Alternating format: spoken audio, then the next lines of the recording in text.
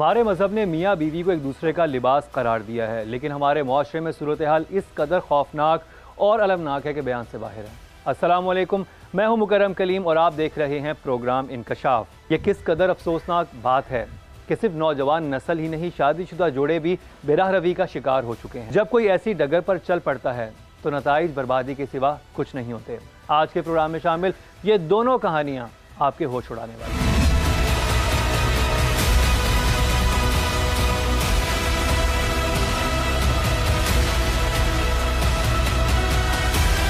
इस्लाम ने जो माशरती निज़ाम कायम किया है उसकी बुनियाद बाहिमी मोहब्बत और उल्फत पर है। माशरती निज़ाम में बुनियादी अहमियत मियाँ बीवी के ताल्लुकात पर है। मर्द और औरत के ताल्लुकात की बेहतरी किसी माशरे की सेहत की अलामत, जबकि दोनों के बीच बिगाड़ माशरती जवाल का सबब है। लेकिन मामूली घरेलू झगड़े तो दूर, यहाँ मामला गैर इखलाकी ताल्लुकात और एक दूसरे की जान लेने तक जा पहुँचा है। सवाल यह है कि नौजवान नस्ल तो दूर, शादीशुदा मर्द और खवातीन भी क्यों है बेराह रवी का शिकार। शौहर या बीवी के किसी के साथ ताल्लुकात हों तो मजहब दूसरे फरीक को क्या तलकीन करता है। अलहदा होने के शरई तरीक़ेकार पर अमल करने की बजाय वो एक दूसरे की जान क्यों ले लेते हैं। आलम दीन से इन सब सवालात के जवाबात भी जानेंगे, लेकिन पहले चलते हैं अपनी पहली स्टोरी की जानिब।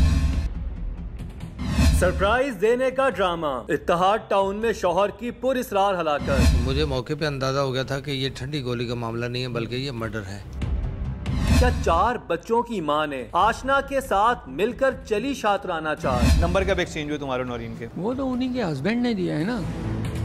मकतूल दोस्तों को घर बुलाकर बीवी के सामने क्यों था बिठाता। नौरीन को दिखाकर पैसे हर दोस्त से लूटता रहा। पर्दे के पीछे छुपा राज। कराची में एक और शर्मनाक इंकशाफ। जैसे आंख बंद की तो उसने पीछे से फायर कर।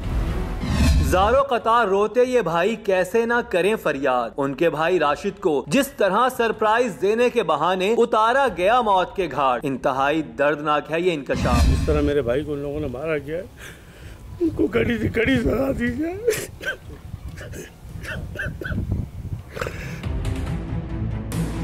इस केस के कई पहलू हैं और हर पहलू परेशान कर देने वाला है। राशिद 4 बच्चों का बाप था। ऐसे में मियाँ बीवी के बीच रिश्ता मजबूत होने की बजाय दूरियां कैसे पैदा हो गईं? कि आज राशिद की बीवी को राशिद के कत्ल के जुर्म में तहवील में ले रखा है पुलिस ने, और थाना इत्तेहाद टाउन के हवालात में बंद ये शख्स कोई और नहीं, करीबी दोस्त है राशिद का। इतना करीब कि राशिद उसे अक्सर अपने घर ले आता। कौन है कितना कसूरवार, किस किस ने बिछाया जाल और कौन कौन हुआ साजिश का शिकार। टीम इंकशाफ खोज लगाने निकली तो बैक वक्त सामने आए कई सवालात।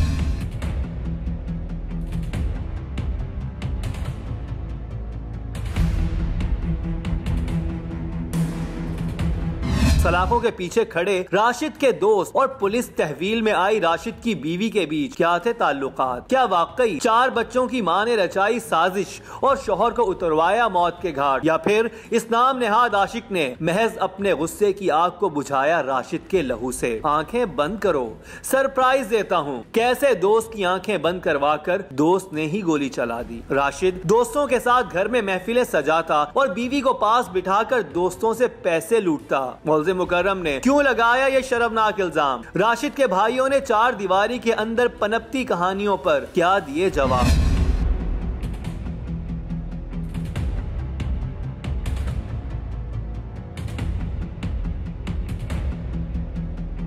कैसे हुआ इस सब मामले का ड्रॉप सीन? पुलिस इत्तफाकिया हादसे से कैसे पहुंची कत्ल की हौलनाक वारदात तक? बाहर के मर्दों को घर बुलाकर खवातीन के पास बिठाना हो सकता है कितना खतरनाक। लुड्डो की बारी गलत चलने पर क्या राशिद ने बनाया बीवी को तशद्दुद का निशाना? मुकर्रम ने दोस्त की बीवी को अपनी बीवी बनाने के लिए कैसे चली भयानक चाल? हैरतों और शर्मनाक सच्चाइयों से भरा है आज का इंकशाफ। समझ नहीं आती कि लोग इस हद तक कैसे चले जाते हैं। हालांकि कुरान मजीद ने वाज़ेह तौर पर औरत को मर्द का लिबास और मर्द को औरत का लिबास करार दिया गया है। लिबास इंसान पर पर्दा डालता है, तो औरत को चाहिए कि अपने खामद पर, उनकी कमज़ोरियों पर पर्दा डाले। उससे गलती कोताही हो जाए तो बर्दाश्त करे। इसी तरह मर्द को औरत के हवाले से पर्दा का किरदार अदा करना चाहिए। और दूसरा, लिबास जीनत होता है। मर्द औरत के लिए जीनत है और औरत मर्द के लिए जीनत है। एक दूसरे के लिए वो खूबसूरती हैं, उनके लिए वो एक दूसरे के लिए ज़ीनत हैं। तब बनेगी ज़ीनत जब वो उनके अपने आपस में ताल्लुकात अच्छे होंगे, एक दूसरे के साथ वो अखलाक से पेश आएंगे, एक दूसरे के हुकूक का ख्याल रखेंगे और आपस में मामलात को दुरुस्त रखेंगे, तो यकीनन वो लिबास वाला किरदार अदा करेंगे। लेकिन इस केस में तो मामलात हद से ज़्यादा भयानक सूरत हाल इख्तियार कर गए।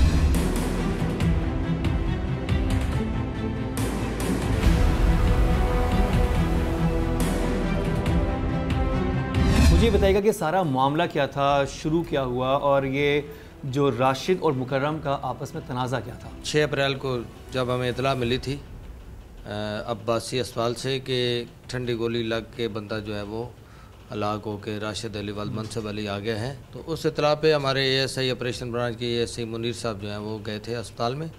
वहाँ से उन्होंने 174 की कार्रवाई की और पोस्टमार्टम वगैरह करवाया और उसके बाद डेड बॉडी जो है वो वर्षा के हैंडओवर की कफन दफन के लिए। और बीइंग SIO मुझे जब उन्होंने इतला दी कि ऐसा वाक़या हो गया है तो मैं फौरी तौर पे अपनी हमारी एक SSP इन्वेस्टिगेशन ने एक टीम बनाई है, उनकी मोबाइल लेके होम्योसाइड की वो टीम है, उनको मैं लेके फौरी मौके पे चला गया। पुलिस की तरह जब टीम इंकशाफी जाए वक़ुआ पर पहुंची तो ठंडी गोली की असल कहानी जानकर चौंक उठी। इस समय कायम खानी कॉलोनी बल्दिया में मौजूद हूं और यहाँ वो घर है जहाँ पर राशिद साहब जो थे वो मुकीम थे अपनी फैमिली के साथ, और इस वक्त हम यहाँ पर पहुँचे हैं। जाए वक़ुआ भी आपको दिखाते हैं और उनके भाई भी अंदर मौजूद हैं, उनसे बात करते हैं और जानते हैं कि आखिर इस मामले में क्या क्या चीज़ें जो अभी तक सामने नहीं आ सकें। ये वो घर है जहाँ पे राशिद साहब अभी कुछ साल पहले जो है मुकीम हुए हैं अपनी फैमिली के साथ यहाँ पर आके। 4 बच्चे थे जिनके साथ वो इसी घर में मुकीम थे और इसी घर में उनको इंतहाई बेदर्दी के साथ कत्ल कर दिया मुकर्रम ने। मुकर्रम कोई और नहीं, राशिद का करीबी दोस्त है, लेकिन एक दोस्त ऐसा जुल्म कैसे ढा सकता है? शर्मनाक हकाइक के पर्दों में छुपी है भयानक सच्चाई। मुकर्रम क्या उम्र है तुम्हारी? 30 साल। क्वालिफिकेशन क्या है? मैट्रिक। और करते क्या हो? हॉस्पिटल में जॉब। क्या जॉब करते हो हॉस्पिटल में? Blood bank. राशिद को कैसे जानते थे? मेरा बहुत अच्छा दोस्त था। अच्छा, तो दोस्ती कैसे हुई? बाइक वगैरह बनवाते थे, मैकेनिक। जी हाँ, राशिद मोटरसाइकिल मैकेनिक था और जब भी मुकर्रम को बाइक का कोई काम करवाना होता वो राशिद के पास ही आता। यूँ सलाम दुआ बढ़ी और वक्त के साथ साथ जान पहचान गहरी दोस्ती में बदल गई। लेकिन राशिद को क्या खबर थी कि ये दोस्ती उसका घर उजाड़ देगी। इस बहुत ही अफसोसनाक वाक़े में जो दूसरा नाम सामने आया है वो नौरीन का आया है। जब ऑफ द कैमरा हमारी इनसे बात हो रही तो इनका ये कहना था कि फालतू की बदनामी हुई है, इस तरह का कोई मामला था नहीं। इनसे जानते हैं इनका क्या मौक़िफ़ है और असल में सूरत हाल क्या थी और मामला इस नहज तक कैसे पहुंचा। कितना अर्सा हुआ आपकी शादी को? 13 साल। फैमिली में ही शादी हुई थी? जी सर। कितने बच्चे हैं आपके? 4। ज़ाहिर बात है फैमिली में ही शादी हुई थी, तो कैसे ताल्लुकात ससुराल वालों से आपके? नॉर्मल थे सर। फिर मुझे बताइएगा कि कितने अर्से पहले इसका आना जाना शुरू हुआ? 1 साल पहले। मुझे ये बताइए कि आपकी और आपके जो खामिन थे मरहूम, उनकी क्या कोई नासाकी भी रहती थी आपस में? सर वो तो हर घरेलू के झगड़े में होता है। तो उन्होंने कभी आपको तशद्दुद का निशाना बनाया? लड़ाई झगड़ों के दौरान होता था अक्सर। आपने कभी अपने घर वालों से डिस्कस किया कि मैं तशद्दुद का शिकार हो रही हूँ, मुझे इंसान मारता है? नहीं सर, उनको नहीं। तो आपने क्यों नहीं बताया अपने घर वालों को?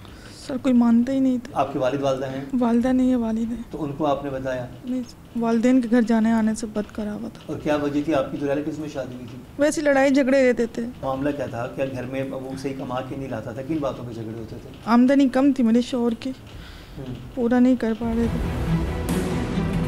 राशिद की बीवी ने क्या बताया और क्या छुपाया? थाने से जाए वक़ुआ तक कई सच्चाइयां मंजर आम पर आने वाली हैं। राशिद साहब के तीनों भाई इस वक्त मेरे साथ मौजूद हैं, बात करते हैं। आप बड़े भाई हैं? जी सर, मैं बड़ा। ये जो राशिद था ये फैमिली में किस नंबर पे थे? चौथा नंबर पे था हमारे। कितने अरसे पहले आपने इनकी शादी की थी?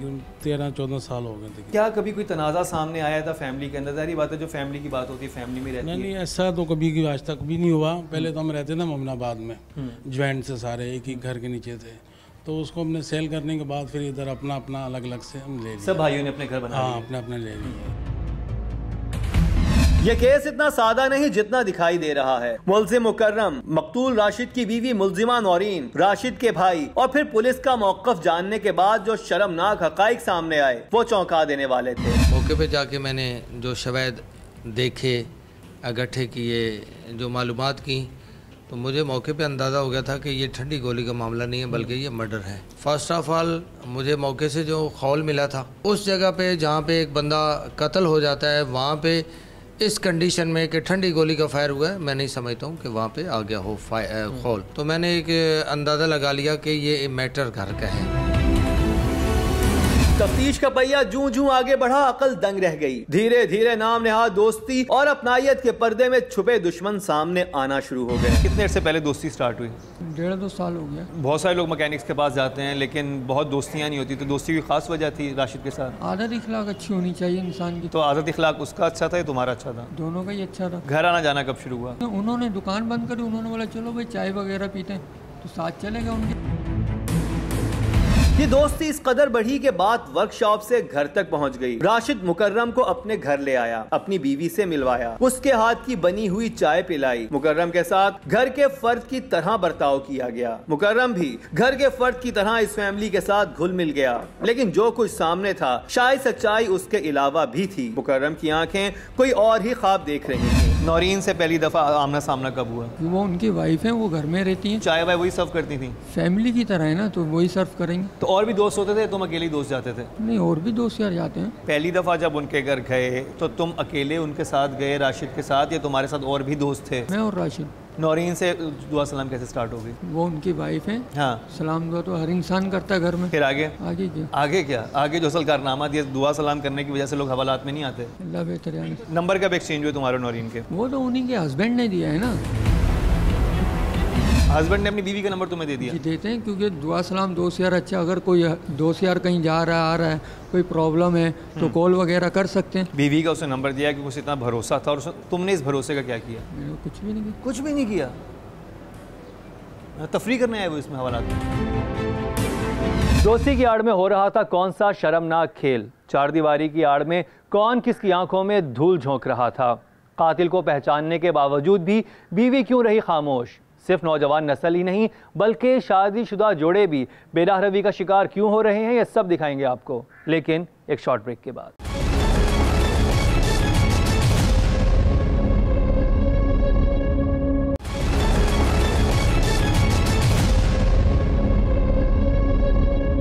Welcome back. ब्रेक से पहले हम आपको दिखा रहे थे कि 4 बच्चों की मां ने आशना के साथ मिलकर कैसे चली शातराना चाल। बाहर के मर्दों को घर बुलाकर खवातीन के पास बिठाना हो सकता है किस कदर खतरनाक।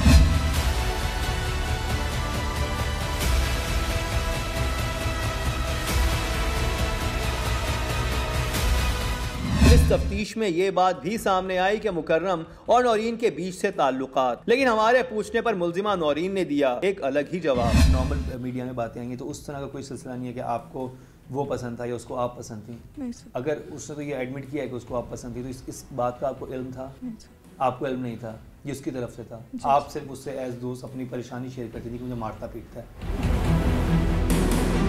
नौरीन अब इनकारी है, लेकिन ये सच्ची बात है कि नौरीन अपने दुख दर्द शेयर करती थी मुकर्रम के साथ। मुल्जिम ने टीम इंकशाफ के सामने कई बयानात बदले और फिर अपना जुर्म तस्लीम करने की बजाय उल्टा मकतूल पर ही लगा दिया एक शर्मनाक इल्जाम। कौल मुल्जिम के वो अक्सर दोस्तों को घर लाता, बीवी चाय लाती तो एक शर्मनाक मकसद के तहत बीवी को दोस्तों के पास बिठाकर खूब गपशप लगाता और फिर इसी बहाने उनसे पैसे बटोरता। तुम कितने अरसे बाद कितने पैसे देते थे? हफ्ते में 3-4 दिन इस तरह देता। पैसे कौन मांगता था? वो खुद मांगता था? नौरीन मांगती थी? राशिद मांगता था। क्या क्या पैसे मांगता था? वही बोलते हैं हाँ भाई डॉक्टर कोई पैसे हैं तो दे यार, थोड़ा काम वाम नहीं है ये वो।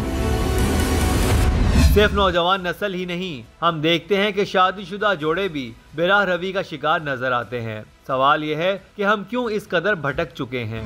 बदकिस्मती से जो ऐसे जो ज़राए हैं और वो ऐसी चीज़ें जो बुराई की तरफ ले जाती हैं, जब हम उससे बचते नहीं हैं तो फिर ये नताइज निकलते हैं। जो शादीशुदा होकर जब वो बुराई की तरफ जाएंगे, गैर की तरफ जाएंगे, तो ये यूँ है जिस तरह हुजूर ने मिराज के मौके पर फरमाया कि मैंने ऐसे लोग देखा कि जो मुर्दार खा रहे थे, तो पूछा गया कि उसकी वजह कि ताज़ा गोश्त छोड़कर मुर्दार क्यों खा रहे, तो फरमाया, जिब्राइल ने बताया कि ये अपनी बीवियाँ मनकुआ छोड़कर गैरों की तरफ जाते थे, ये जो मुर्दार को खा रहे हैं, तो इसलिए उनको परहेज़ करना चाहिए। अल्लाह ताला ने जब उनके घर उनकी ख्वाहिशात को पूरा करने का सामान उनको शरीयत ने दिया है तो उस पर इक्तिफा करना चाहिए।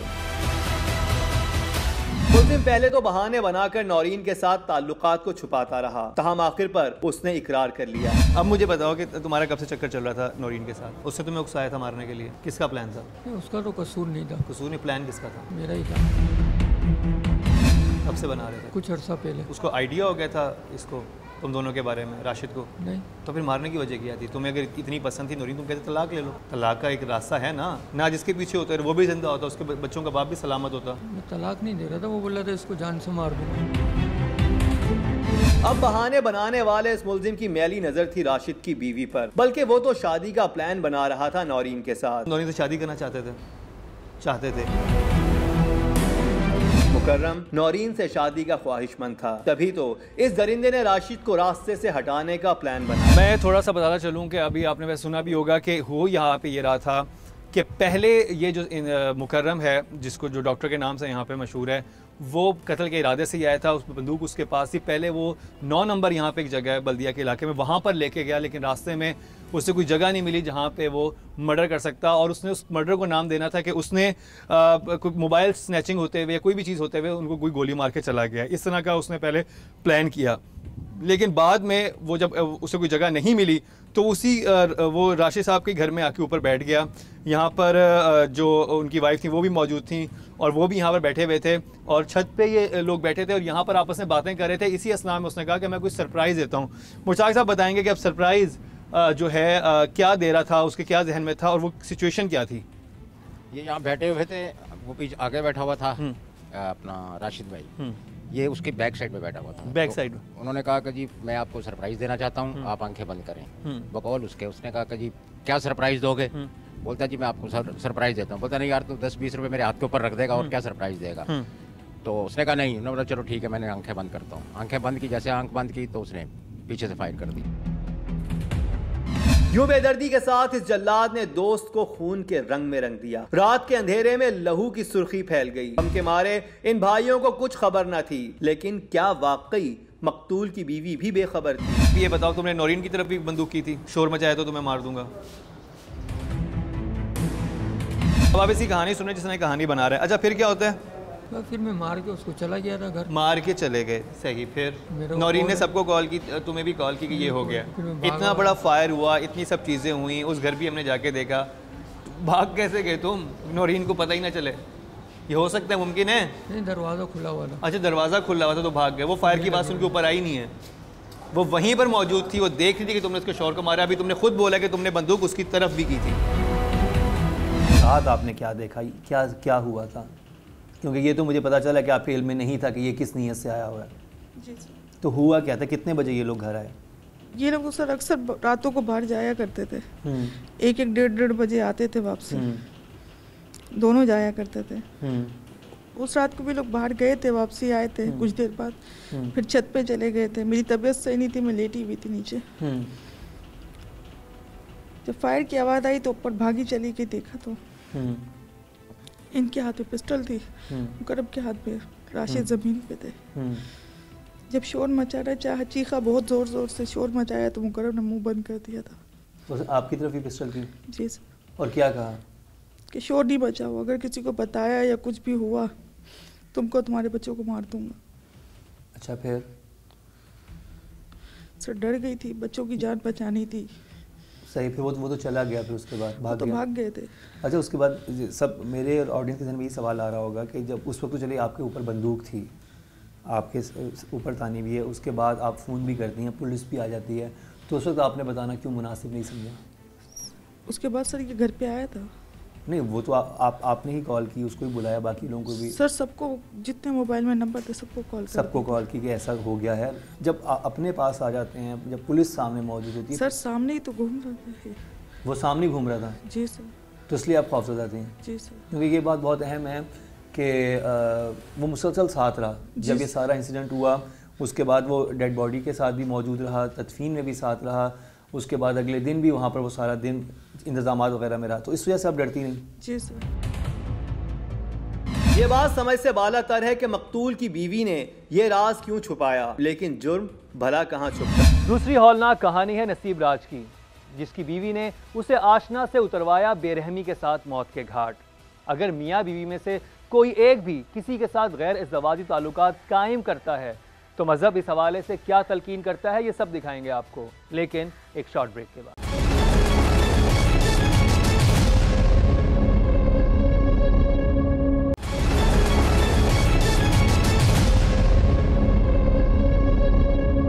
Welcome back. खुद अजियत में रहना या किसी को अजियत में रखना कोई नेकी नहीं। अगर इज़्ज़वाजी ताल्लुक अजियत देने का बाइस बने और रिश्ते में दरार आ जाए, बात मरने मारने तक पहुंच जाए, तो अलहदा होने में ही दानिशमंदी है। लेकिन कराची की शाजिया ने जो कुछ किया वो दिल दहला देने वाला।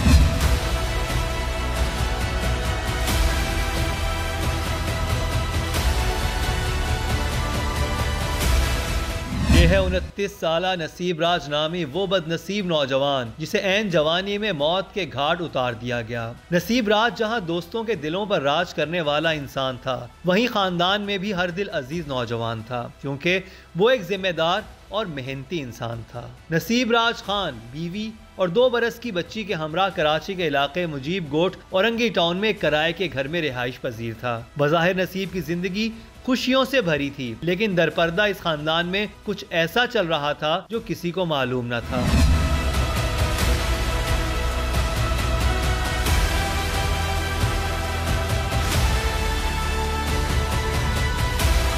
यह नसीब का वो चच्चा जिस पर पुलिस ने किया शक का इजहार। सलाखों के पीछे खड़ा यह है इरफान नामी वो नौजवान जिसे नसीब के कत्ल के जुर्म में किया गया गिरफ्तार। यह नसीब की बीवी शाजिया जिस पर सास ने फौरी तौर पर लगाया कत्ल का इल्जाम। यह है वो मालिक मकान शाजिया की नजर में जिसका मशकूक था किरदार और उसके गली में बैठने पर शाजिया को था एतराज। कौन किससे था नाराज और दर पर्दा चल रहे थे क्या इख्तलाफात। कत्ल की पुरस्कार वारदात में कौन कौन मुलव्विस निकला। इसे नसीब के खिलाफ दिन दिहाड़े चली गई चाल। नसीब खान दोस्त के साथ घर वापस आया तो कौन गली में लगाए हुए था घात। क्या नसीब की बीवी शाजिया और इरफान के बीच थे ताल्लुकात। क्या बीवी ने जानबूझकर शौहर को दूध लाने के बहाने घर से बाहर भेजा। क्या आशिक महबूबा को खुश करने के लिए खूनी बन गया, या फिर किसी ने उनके ताल्लुकात का फायदा उठाकर अपना इंतकाम लिया। मोबाइल रिकॉर्ड ने कौन सा राज किया फाश। कोल्ड ड्रिंक कैसे कातिल को कर गई बेनकाब। क्या शाजिया चाहती तो बचा सकती थी नसीब की जान। हक़ाइक़ की खोज में टीम इंकशाफ पहुंची है मकतूल नसीब राज खान के घर।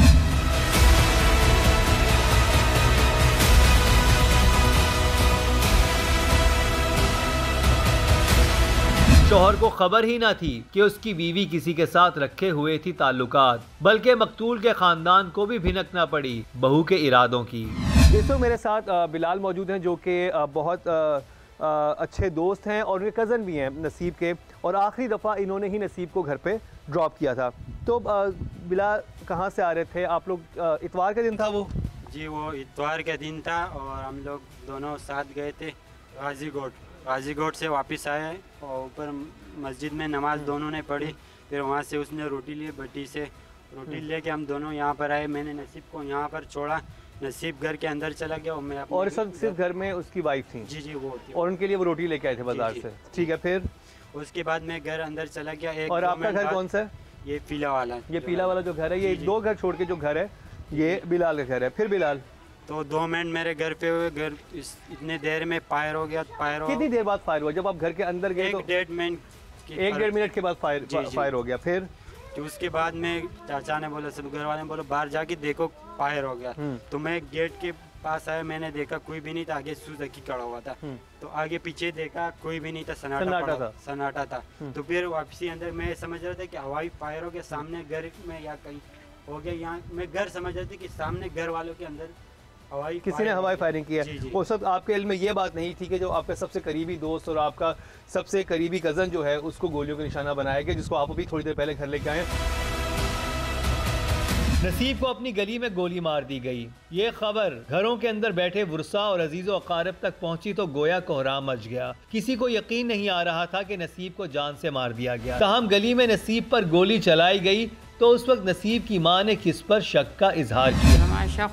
खबर शुमान शक जमा पदियो बोरा पदे खजे ये ख्वाह पदे खजा में लशा को जिला कलाकार दियो कर ले तो वजह दी चिला का दियो न प्रे हो कली था ये कह रही कि मेरा शक जो था ना इसके मेरी बहू जो है उसके ऊपर उसकी माँ के ऊपर था, क्योंकि ये लोग इसको गांव नहीं छोड़ते थे। क्या सास का बहू पर शक सच साबित हुआ? कौन कौन मुलव्विस था इस खूनी वारदात में? घर के बाहर बैठने वाले मालिक मकान से शाजिया को थी क्या शिकायत? क्यों तलाक मुश्किल और कत्ल आसान हो गया? ये सब दिखाएंगे आपको, लेकिन एक शॉर्ट ब्रेक के बाद।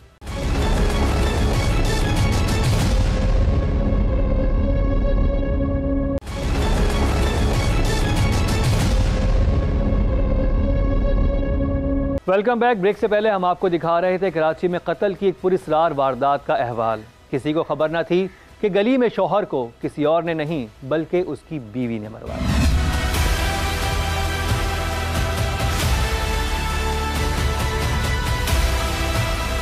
इतना बड़ा गुनाह, कत्ल को छोटा सा नहीं, एक को कत्ल करना गोया पूरी इंसानियत को कत्ल करना है।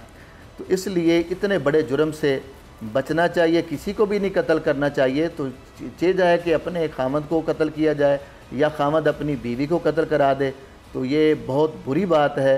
ना हमें कुरान इस चीज़ की इजाज़त देता है, ना सरकार दो आलम सल्लल्लाहु अलैहि वसल्लम के इरशादात इसकी इजाज़त देते हैं। जहाँ जहाँ शरीयत ने इजाज़त दी है उनसे ताल्लुक़ रखा जाए, गैर लोगों से ताल्लुक़ ना रखा जाए ताकि उसका घर ख़राब ना हो। और यहाँ पर एक बात ज़हन में रखनी चाहिए कि तलाक भी बहुत मजबूरी की बिना पर इजाज़त दी गई है, वरना तलाक तक जाना ही नहीं चाहिए।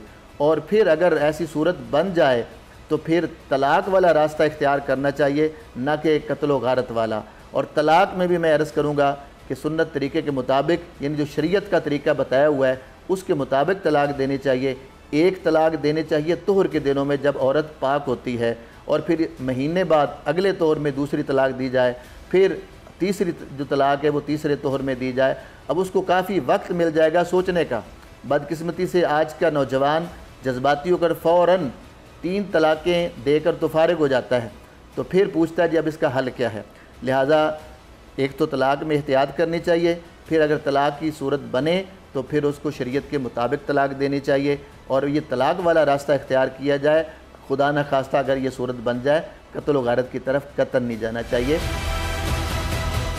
अब मैं आपको दिखाता हूँ कि इस तरफ अगर हम चलें तो सारा वकूआ हुआ कैसे, सारी चीज़ें हुई कैसे। कि आप यहाँ पर ये इस तरफ दुकान है, इस गली में दुकान है जहाँ पर आपको व्यू नज़र आ रहा है। यहाँ दूध की दुकान है, वो दूध लेके यहाँ से आ रहे थे। और ये वाली गली जो है, इस गली में वो जो कातिल था वो घात लगाए बैठा था।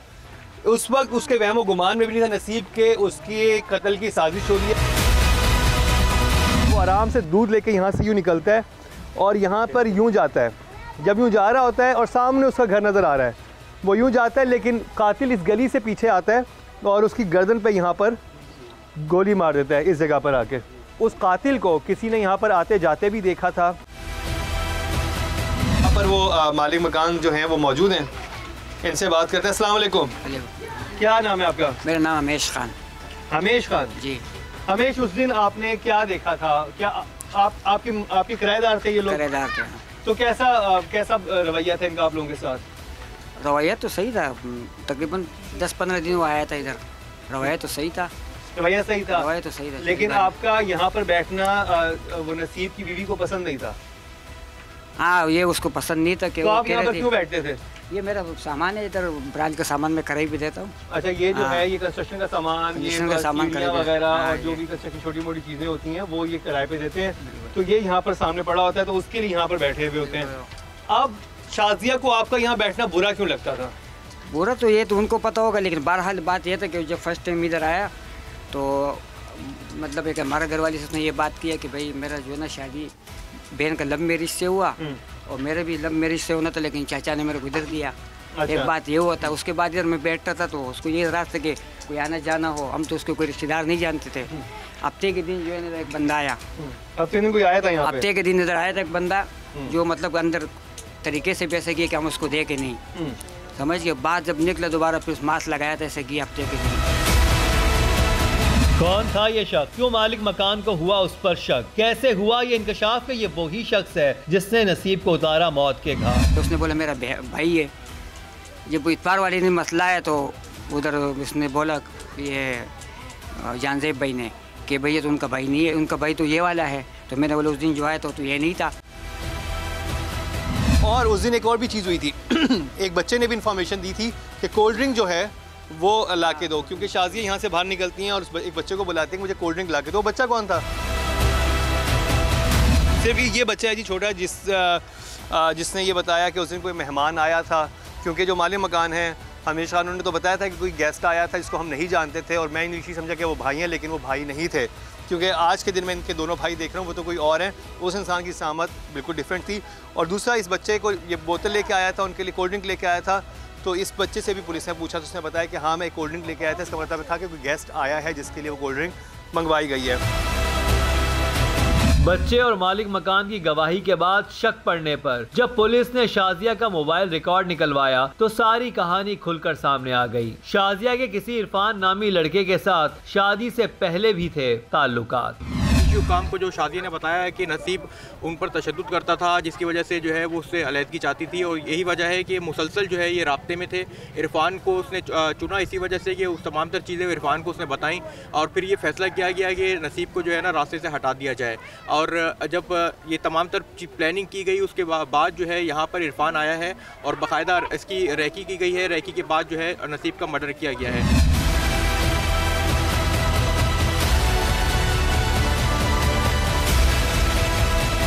नसीब और राशिद के कत्ल की ये कहानियाँ इंतहाई अफसोसनाक हैं। ये नहीं हो सकता कि कभी मियाँ बीवी के दरमियान कोई इख्तलाफात पैदा ना हो।